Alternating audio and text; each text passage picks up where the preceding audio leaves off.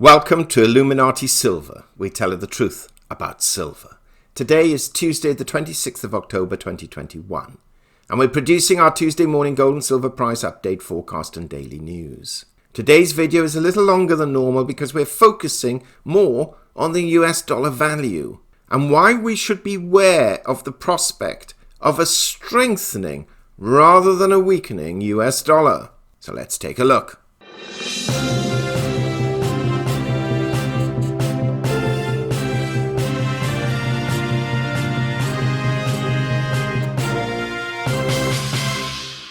To Illuminati Silver. It's Tuesday, the 26th of October 2021 at 09:50 a.m. GMT +1. Weather today, subjugating with a depressive tilt.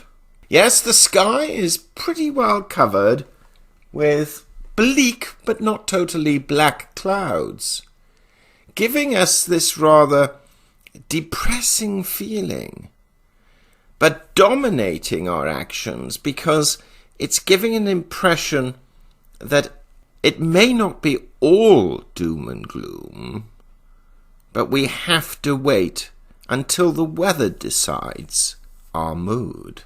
Well, one person's mood, most certainly that is not depressive, is Elon Musk, because according to the news this morning, the world's richest person, Elon Musk, is now worth more than Exxon, and we've got to have a look at this. It's just one more arresting data point amid a flurry of superlatives, but Elon Musk's soaring net worth now makes him more valuable than ExxonMobil Corp. The wealth of the world's richest person jumped to $288 billion on Monday, according to the Bloomberg Billionaires Index. The $36.2 billion gain followed a surge in Tesla's stock price after Hertz Global Holdings Inc. ordered 100,000 cars. Eclipsing the value of an old economy bellwether like Exxon may seem like an inevitable milestone in Musk's trajectory, but the oil company's own share price has been no laggard this year. Value of $288 billion. It was only a couple of years ago, not that many, when the likes of Bill Gates being worth $80 billion and Warren Buffett, sometimes 76 and sometimes 82 billion, completely dominated the billionaires' row. And now, just a few years later, $288 billion is the richest man in the world. And many claim that he could very well prove to be, particularly with his alleged investment in cryptocurrencies as well as other asset classes, the world's first trillionaire. However, not so good news. ECB's rock-bottom rate pledge is no longer convincing investors. European Central Bank officials have some convincing to do about their commitment to rock-bottom interest rates at a time when investors are growing sceptical. Financial markets have stubbornly ignored recent warnings from policymakers, including Chief Economist Philip Lane, that they're wrong to anticipate a rate hike at the end of the next year. The task of persuading people otherwise will fall to President Christine Lagarde as she presents the Governing Council's latest decision on Thursday. Now, this is important because although there is a reasonable amount of economic news coming out of the United States, we shall see that this one action is going to perhaps have the greatest impact. With inflation spiking, stoked by supply bottlenecks and rising energy, investors are betting the global momentum for withdrawal of monetary stimulus, as espoused by the Federal Reserve, will soon enough pull the ECB in its wake. The notion has been fed further by a public debate among officials wondering how to transition from emergency bond purchases despite the institution's new low-rate pledge established after Lagarde's strategy review refocused minds on lackluster price increases. Now, this is going to be important in terms of the value of the dollar. And why do we say that? Well, at the moment, most experts regard the euro index as being overvalued. In other words, they're expecting the euro value to fall. Now, the US dollar index is influenced to the extent of 58% by the relationship between the euro and the dollar. So if we do actually get a fall in the value of the euro, then that in itself will strengthen the dollar index. And we'll have a look at how that is faring at the moment. But the perceived wisdom amongst analysts is that the dollar index is going to rise, and over time rise quite considerably, especially if the Fed introduces its tapering early, and by early I mean November or December. That will have a significant depressing effect on gold and silver prices, providing the relationship, the converse relationship between the value of the dollar and the value of precious metals is maintained. You've got a scenario whereby inflation is going up, which under normal circumstances to some degree, it's not proven in every case, but in the majority of cases, tends to push people towards hard assets like gold and silver.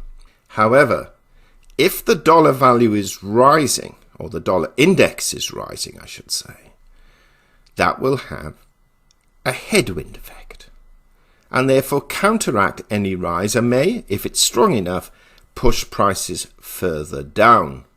And this is the assessment that most economists find difficult to make, not just in terms of direction, but in terms of amount, which is why when we see certain pumpers on YouTube saying gold's now going to $10,000 because inflation's out of control, silver's going to $100 next week, and the, shall we say, the regulars have been out in the last 2 weeks. We haven't seen videos from most of them for week on week, and now in the last 2 weeks with all this inflation rising, they're coming out in force telling us now that gold and silver are going to the moon.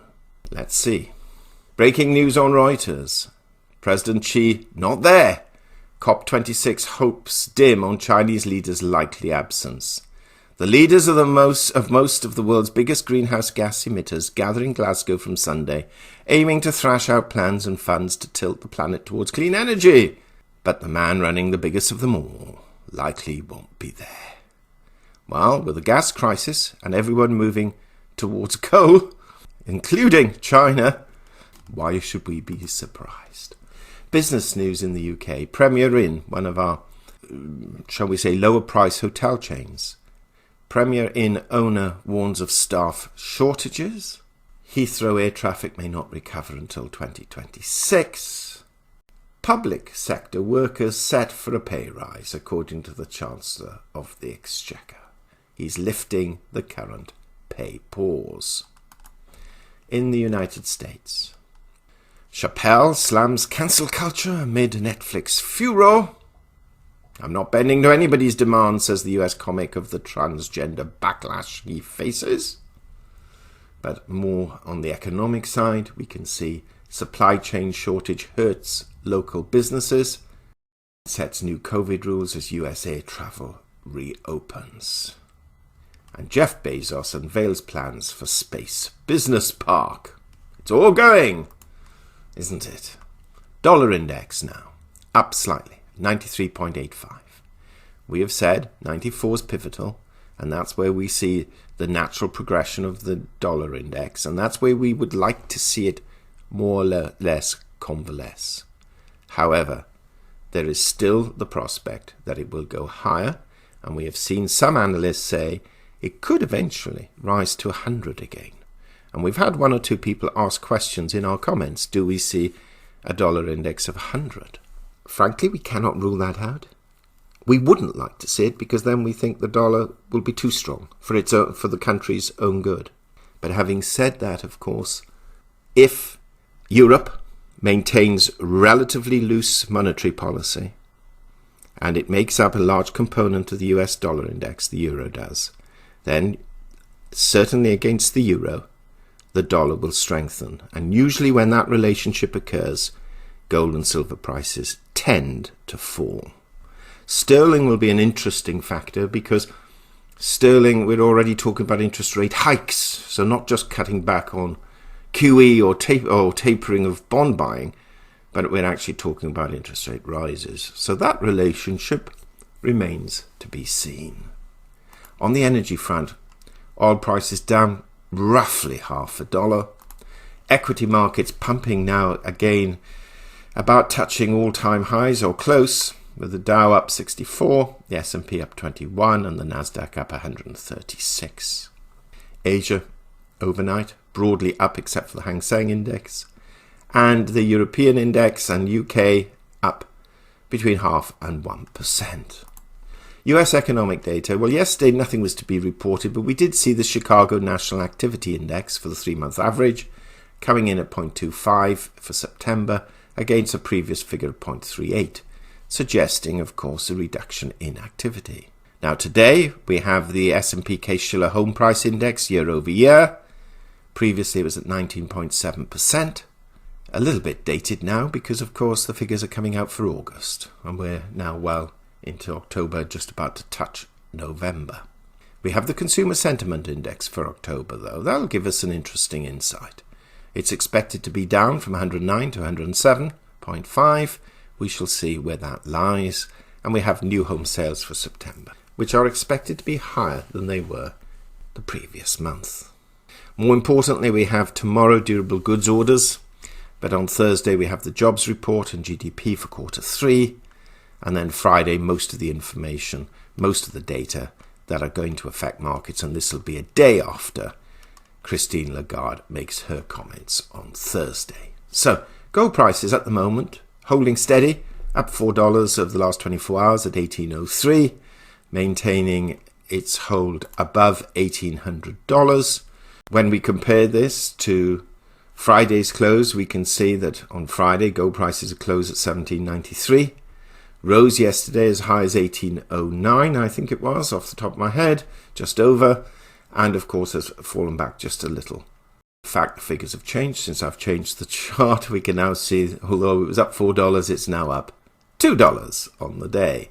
Silver prices, let me refresh the page because it's changing in real time. Silver prices down 12 cents over the last 24 hours. Still well above $24 and is trading at $24.28.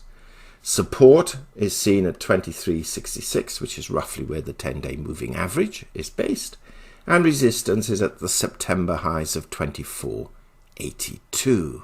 Cryptocurrency market still rising. We have now the crypto market cap at 2.64 trillion, up 1.3%, and Bitcoin rising again now to 62.8 thousand pounds per Bitcoin. That's it for now. We have to watch out for a strengthening dollar. In spite of people saying it's due to collapse, remember, whilst we all accept, we're not blinded to the fact that year on year your dollar buys less.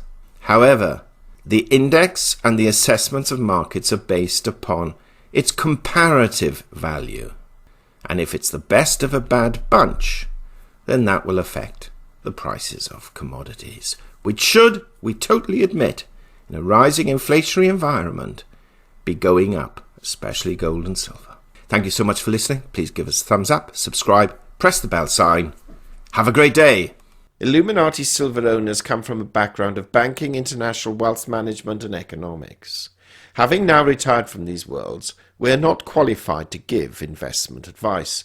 Therefore, this and other productions must not be deemed to be giving such advice and merely represent the personal views of its owners.